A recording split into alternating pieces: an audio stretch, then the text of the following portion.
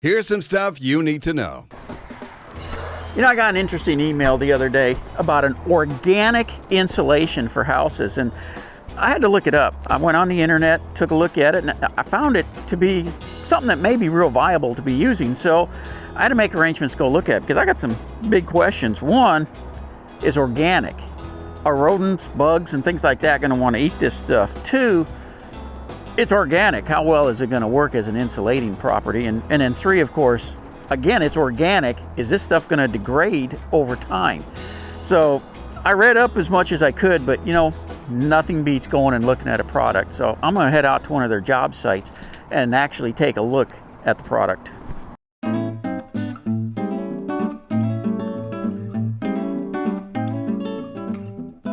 This is made of Milo. Made of Milo, green sorghum. Yeah. Now, the first thing that most people are going to think is, I don't want to eat my insulation. So I guess probably your biggest question is always, how do you keep bugs and mice and rats and things, squirrels, from eating it? Well, there's two good answers to that, Jim. In the first place, the way we process the grain, we remove all of the proteins and the fats.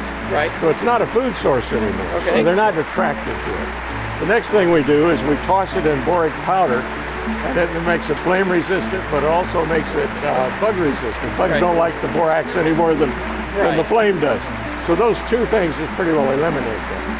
Now that doesn't mean mice won't nest in it. Mice will nest in anything. Yeah. But people want to know that it's not going to draw mice into their house, so it won't do that. Okay.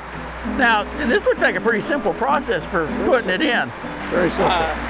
Doesn't take a lot of We don't bale anything. We do everything in bulk. We manufacture it, blow it in a trailer, suck it out of a trailer, blow it up in an attic. If we want to clean it, suck it out of one bag, blow it in another bag and clean it.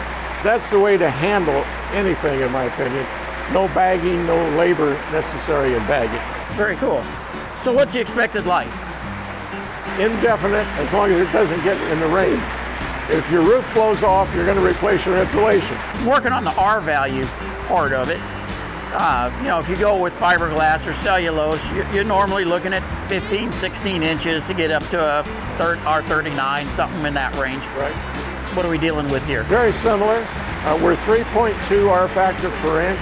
Okay. It's a little bit less than cellulose, a little bit more than fiberglass, but so close, it's the same. They're all in the range, yeah. So an R38, which is what we use up in our part of the world in West Texas, is 12 inches. So 12 inches is the same as a cubic foot, same as a square foot. So it's real easy to figure in your attic.